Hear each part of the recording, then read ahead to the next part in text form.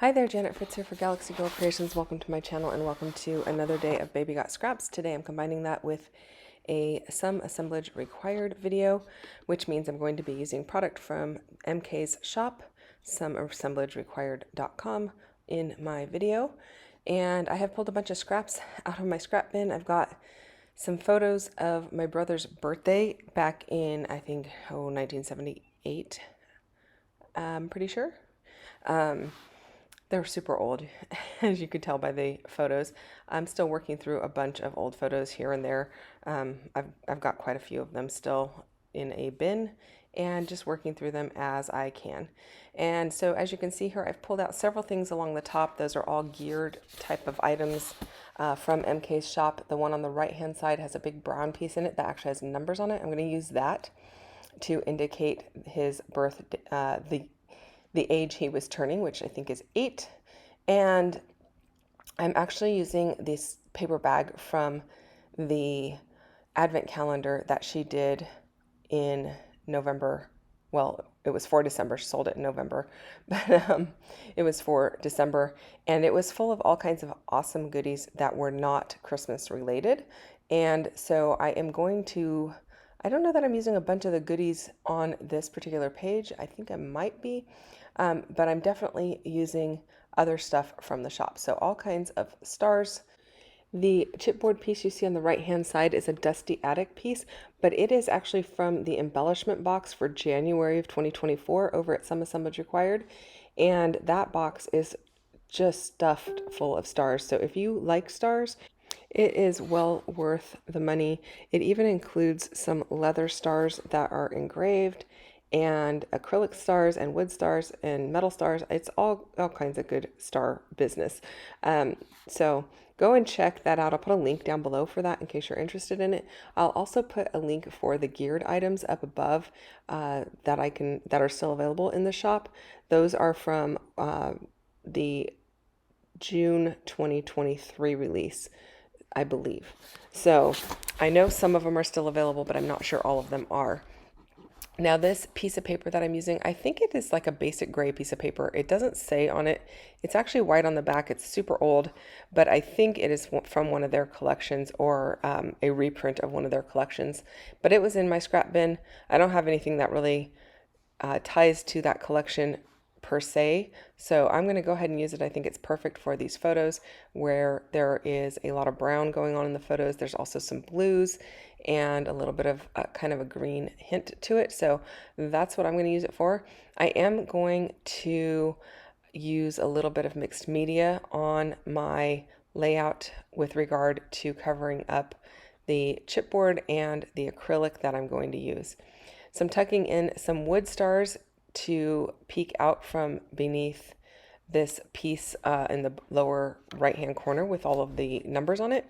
And then I'm going to use this acrylic piece from Pear Tree Cut Files that says birthday celebrations, but I'm going to alter it because I don't want it white. So I will be using some mixed media on that. I am tucking in some little hinges to that numbered piece and then a little chain up next to the stars that are drooping down on the upper left-hand corner. And then with your chipboard, you can always use some gesso on that to prepare your chipboard. And so you can, it'll take watercolor or you can acrylic paint on them or whatever. But if you're using anything water-based and you want the vibrancy of the color, I really recommend gessoing them.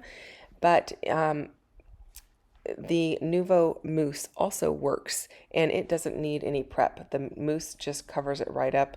And I'm going with this brown. I'm going to also do a little bit of like a dry brush with the blue and the turquoisey color up there. And I will put links to these in the comments down below if you're interested in them. I don't know that all the colors are available. I know the brown one is Cosmic Brown.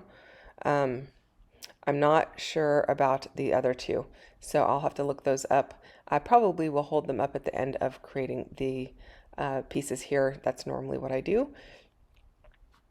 And then my Nuvo mousse seems really dry. All I'm doing is spraying with some water and reactivating it. I'm running my brush around in it multiple times to kind of make it a bit like you would use a watercolor pan, like even the old Crayola style. You would have to put water in it and let it get really juicy. So that's all I'm doing. And because it's metallic, it really takes um, the Nuvo very well. Now I'm trying something a little different because I didn't know what would stick to this acrylic and I didn't know what colors I had. And I should have looked a little harder because I really had some great uh, glitter gel that would have been perfect. But I was like, I didn't come across that before I came across these Pearl X powders. And so I'm going to use these Pearl X powders and I'm just mixing it with some glue to see how it takes it. But then I did come across a little bit of Bo Bunny glitter gel, which was not the color that, I mean, it's a good color for this, but I had an even better color. And so I will go over it with the even better color at the end. So it'll have kind of a good mix, kind of like I did the chipboard with that dry brushing. Now all I'm doing is packing a little bit of that glitter gel into the number 8 so that it shines extra. I want it to pop because that is the age that he is turning.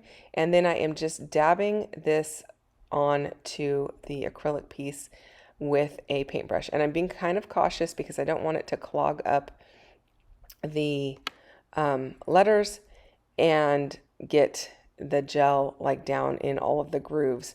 So normally I do this with a foam pad, like one of the ink blending pads from Ranger or Tim Holtz. But in this case, I'm using this paintbrush because it seemed to be working a little bit better. So these are the colors that I'm using from Pearl X. That one's turquoise. And then this one is called Duo Green Yellow. It's very iridescent and it kind of goes both colors in it. And then I'm going to show you these ones. So this one is Cornflower Blue. This one is Cosmic Brown, as I had mentioned. And this one is Coastal Surf. So if those are anything that you're interested in, I will try and link them down below if they're still available. Now I am going over this piece of acrylic with a little bit of this bronzy brown metallic paint in Rich Espresso, and that's from Deco Art. I think I just got that at Hobby Lobby. And that's when I realized I actually have Nouveau Mousse in the blue color that I could have just used. And so I'm just going to tap a little bit of that on as well and lighten up that brown because it was a little bit bold in a couple of places. So lots of layers on here. I'm going to let it dry really well before it goes into any page protector because I don't want it to get stuck. And then I also did pull out the centers for all of those letters, and I did those also. You can kind of see them on that white piece of paper to the right hand side. And I'm just using my ATG to go ahead and put my kind of crazy paper down. I don't know what this pattern is called. I guess I'm going to loosely call it a plaid. I don't know. It's kind of bizarre. And then I'm just trimming off some of the excess because there was a little tear on the edge and I didn't want that tear to show. So I just trimmed that down. And then I am pulling out several tickets. Now these tickets are from 49 and Market, but I've received all of mine in my monthly embellishment boxes from some Assemblage Required. You just get a smaller sampling of them rather than getting a whole ton on a roll. And I think that's awesome because I don't need a whole roll. I just want a random sampling of all the colors. If I had an entire roll of all the colors, I would have nowhere to keep those. So this is a great way to do it.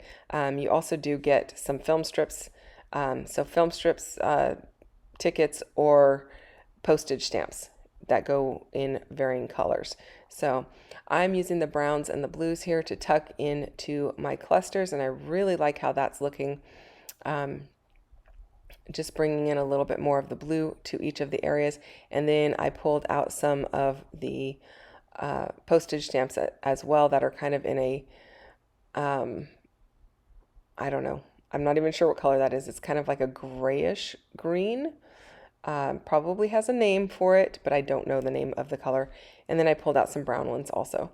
So I'm just kind of playing with those, layering them up and getting them all put where I want them. I did do a little bit of mixed media on the wooden stars also using that Nouveau Mousse to kind of color those up. And I really love how this is coming together, you guys. I'm going to add a place to do a little bit of journaling at the bottom right-hand side, just below the photograph there. I don't need a ton of journaling. I don't remember anything about his birthday because he was 8. That meant I was 2. But I do see in the photos, and there were notes on the back that I want to transfer, that my cousin was there visiting during that time. My grandmother is in the bottom right-hand photo, and she had actually brought me a gift as well, which was super generous and kind because we all know toddlers have to be opening something if one of their siblings is opening something. So that was really thoughtful of her. And so I wanted to go ahead and document that she brought me a gift as well. So using a little liquid glue to adhere these, they're really just kind of too small for my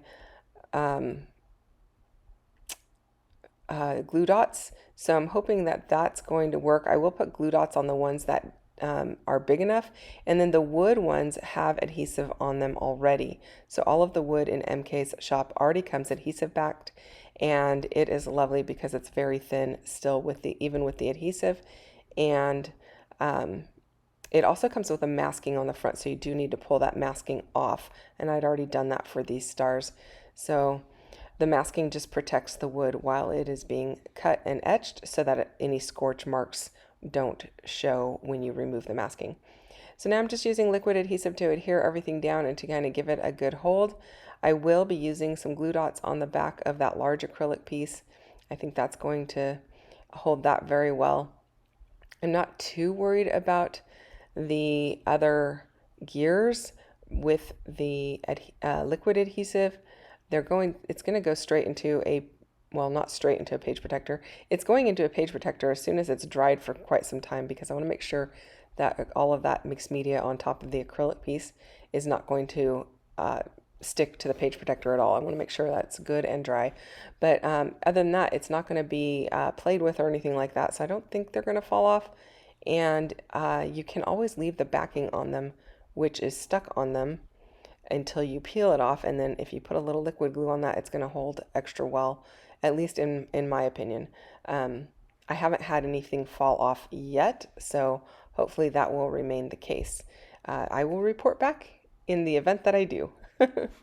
Okay, lots of liquid glue onto this. I'm using Nuvo Deluxe adhesive to hold it all on, and I really, really love this glue because it does set up fast and dry quick, but it doesn't leave a lot of residue or anything like that. It dries matte and clear.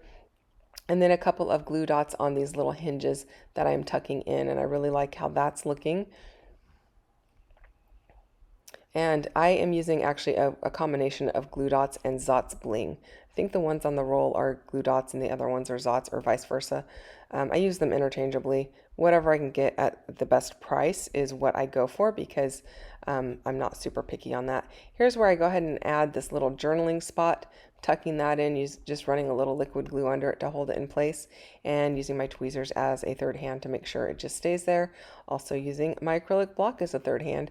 It just provides just a perfect amount of weight on top of these pieces to kind of press them down into the page until the liquid glue sets up, which really isn't very long, less than a couple minutes, you guys. But I get impatient, so I use my acrylic block there. And I don't know if you noticed, but I didn't run any glue underneath any of my photos or the paper that my photo was on. So now I'm going back and I've added a little liquid glue because I did not, the photos are adhered to that paper bag, but the paper bag, I had not adhered it to the actual page. So now that's done as well, and it's not going to come off. I think I'm going to add a little bit more in the bottom right-hand corner or left-hand corner of the photos, and then that's going to hold everything in place. And here again, I'm using liquid glue for the acrylic, and hopefully that's going to just stick really well. And I've been trying to be really good about not getting the liquid glue on my photos. Now this acrylic piece is kind of popped up onto the chipboard piece there, so I'm going to put probably a little bit of foam underneath a couple of the letters just to hold it in place. And I'm not super worried about the photo in this particular case. There's really nothing in the upper portion of the photo that is of any importance. It's just the wall. So like I said, trying to be really good about not getting glue on those because these are original photos. I did not scan them. they've got that weird texture on them. It makes it really hard to scan. It picks up the light of the scanner and it reflects back. And so I'm not really sure what to do about that. I have not found any good solution so far, including scanning them with my phone, taking a picture of them with my phone. Nothing seems to work very well. So hopefully this will just be, it'll just be what it is. And now I'm just adding the centers of the letters in the word birthday just to finish off my layout there. And I'm just using a little bit of liquid glue to adhere those down. So I just want to remind you there are a bunch of people playing along with Baby Got Scraps throughout the month. The list is down below. You can go and check that out. And you can also check out MK's shop. I know she's been playing along with Baby Got Scraps. Also, I don't know if she's doing every single day, but you will see people using all kinds of scraps from their scrap bins and trying to work through using those up. I'm lastly going to ink the outside edges of this white piece of paper using a little bit of walnut stain, and that's it, you guys. Thank you so much for watching. If you have questions or comments, please feel free to leave those down below. I will get back to you as quickly as I can. And here's a good representation of the reflection of the photos, just and the texture, you guys. It's just impossible. Thanks so much for watching and spending time with me today, you guys. I really do appreciate it. And I will be back again on Friday with another video, so come back and check it out then. I'm going to pop a subscribe little button up here at the end of the video so that you can hit subscribe if you'd like to. I'd really appreciate that as well. And hit that thumbs up if you enjoyed this one. I'll see you guys again soon. Bye-bye.